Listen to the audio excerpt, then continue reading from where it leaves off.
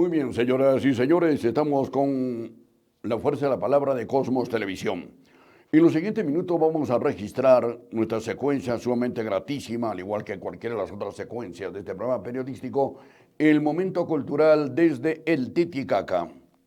Y precisamente hemos seleccionado, luego de 25 fichas elaboradas hace mucho tiempo, uno de los libros más sublimes, más apasionantes y de uno de los mejores y trascendentales poetas y escritores del departamento de Puno, que fue el profesor Efraín Miranda Luján.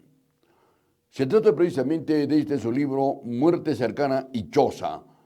Realmente se plasman en estas publicaciones de Efraín mensajes pletóricos y adentrados en la cultura andina del departamento de Puno. Efraín Miranda es uno de los más importantes poetas peruanos, dueños de una obra única, y a decir de Sebastián Salazar Bondi, un poeta sin influencia que lo preceda, y es que Miranda, al igual que Garcilaso, se adueña de la lengua castellana y revoluciona no solo las nociones de indigenismo, sino toda la poesía del Perú. Estos ensayos de este libro, cuya portada ustedes la están apreciando en vuestros televisores, son una referencia ineludible para conocer y entender al gran poeta puneño. Efraín Miranda Luján, compartimos su amistad tantos años en Puno, en su vivienda alquilada, en la calle Independencia, media cuadra del Arco de Ustua, con la taza de café y un cigarrillo, y mirando al unísono, siempre compartíamos el sueño y la ilusión, no solamente la cultura, sino el futuro y los destinos de nuestro pueblo. Ha fallecido hace muchos años Efraín Miranda Luján, pero hay que recordarlo. Es uno de los poetas más destacados de la literatura puneña.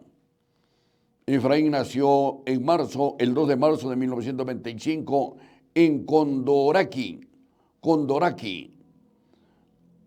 una parcialidad antes perteneciente a la provincia de Azángaro y que hoy pertenece a la provincia de Putina. Miranda Luján laboró como docente en la comunidad de Hachahuinchoja, en Ilave, donde vivió en las pampas de la provincia aymara de Ilave, al sur de Puno. Allí pasó gran parte de su vida como educador.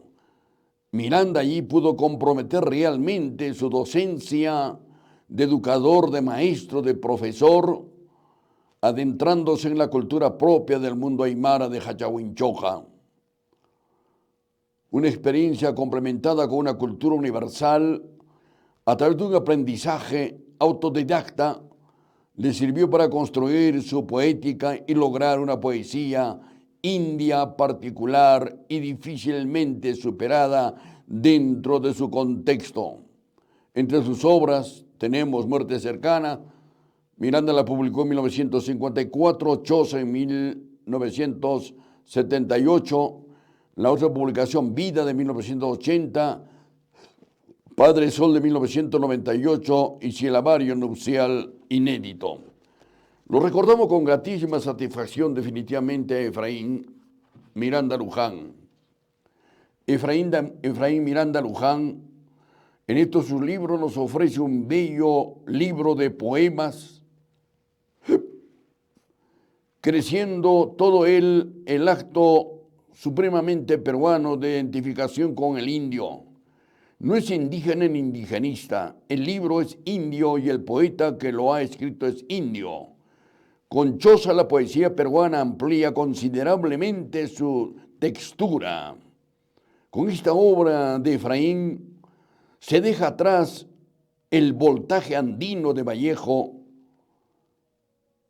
que fue sin duda el primero en dotar el vocablo español de una tensión insospechada en la lengua de Castilla. Carga eléctrica que el poeta con sus antenas desplegadas supo captar en la sociedad andina saturada de zumos y acentos verbales, quechuas, aymaras. Miranda sobrepasa asimismo el límite poético audazmente marcado por Alejandro Peralta y por Gamaliel Churata. cuya poesía se mueve todavía en el plano indigenista. Y comparada su poesía con la de Florián, toda ella enternecedoramente andina, sube su escalón mucho más allá. No es producto de la simpatía o amor al indio, es la respiración misma del indio. ¿Y qué respiración? Es más bien la acumulación del doloroso acesar de una raza en 4 siglos en los que para ella se oscureció el sol. Últimamente ha aparecido un poemario que también hace llamar La bandera del indio, y el de William Hurtado y de otros tantos. Pero queríamos definitivamente retrotraer algunos conceptos, por ejemplo, de Ernesto Mori, que en algún momento dijo: Efraín Miranda Luján, cumpliendo su retiro, volvió a Lima trayendo un libro sorprendente. No solo se ha desinflado en la estepa coyabina, sino que viene cargada de alforja con elementos culturalmente nativos, a revelarnos ese mundo desconocido que el Perú lleva dentro de sí, los gérmenes de una cultura milenaria que, como los granos encontrados en las tumbas, comienzan a florecer en cuanto encuentran terreno propicio y riego oportuno.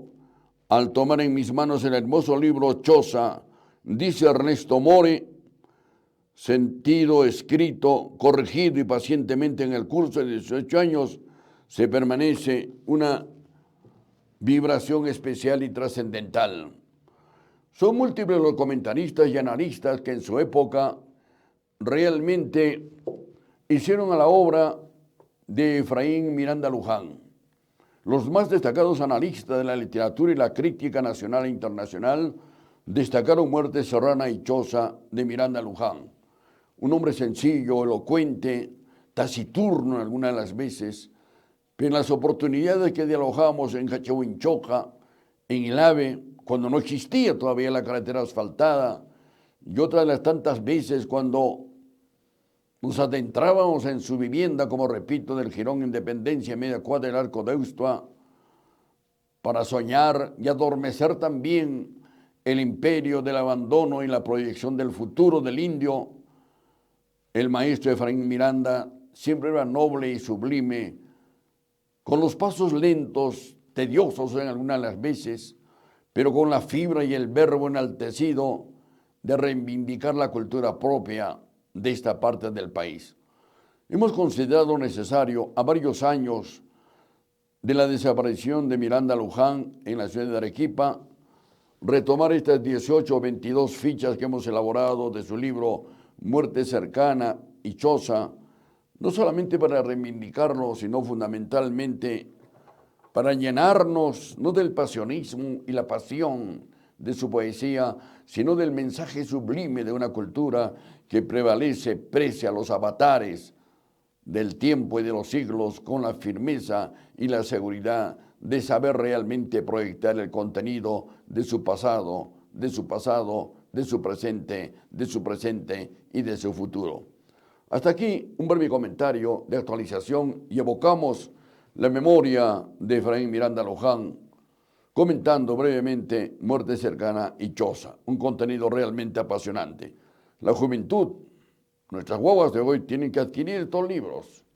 Hay que leerlos, hay que sensibilizarnos, ¿no? Este aparatito que nos cautiva en el siglo XXI tiene su mérito, pero tomemos también la lectura como el principio de justicia y de libertad. Muy bien, señoras y señores, estamos en la fuerza de la palabra de Cosmos Televisión, desarrollando nuestra secuencia El Momento Cultural desde el Titicaca. 22 fichas de este libro. Como abogados nos resultó sumamente apasionante. El autor de este libro es Pierluigi Sciascioni. El libro se titula La tradición analítica de la filosofía del derecho, y que también coadyuva en la publicación del mismo Betaman y Kelsen, dos destacados filósofos de la literatura mundial. Los abogados necesariamente desde los claustros universitarios tenemos que abordar la lectura de Kelsen y de igual manera de Mietman y de otros tantos. Filosofía del derecho, ¿no? Tenemos un breve comentario con este libro.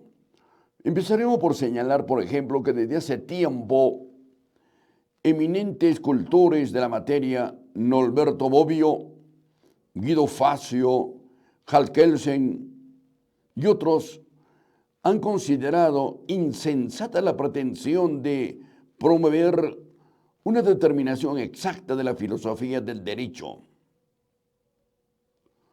Uno de estos enfoques de la filosofía del derecho, estoy hablando, se caracteriza por la reflexión filosófica acerca del derecho positivo.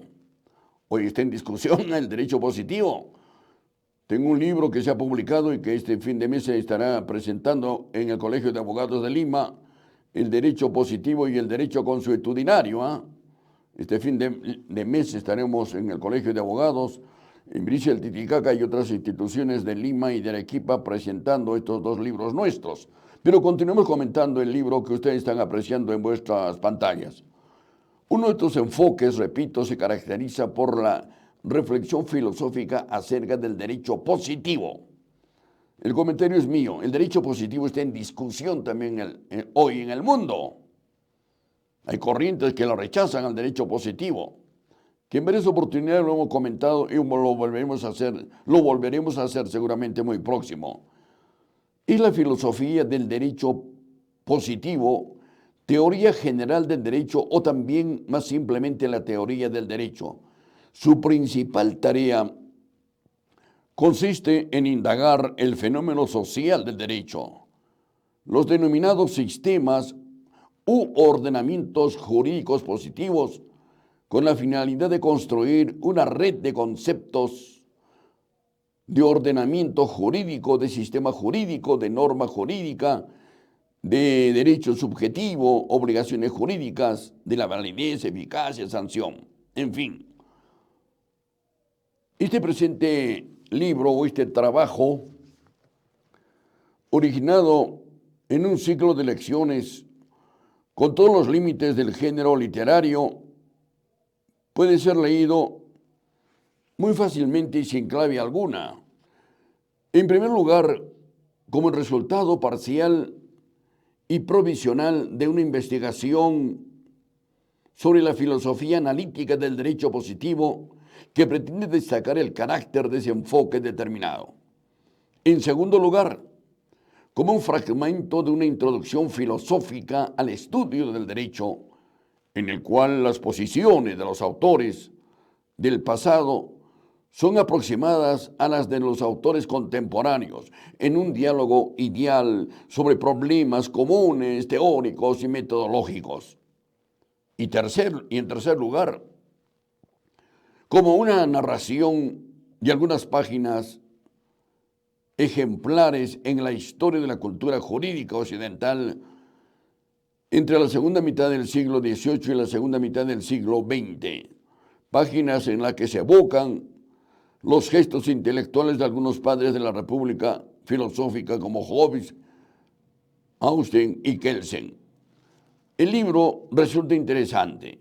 Este magnífico volumen destaca tres perspectivas del análisis que el autor ha sabido compatibilizar de manera magistral.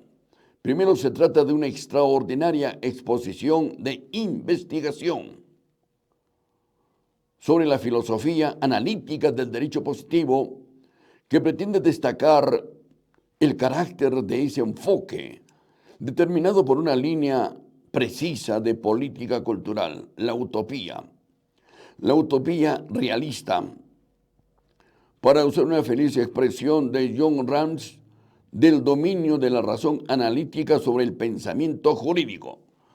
Y en segundo lugar, finalizando nuestro comentario,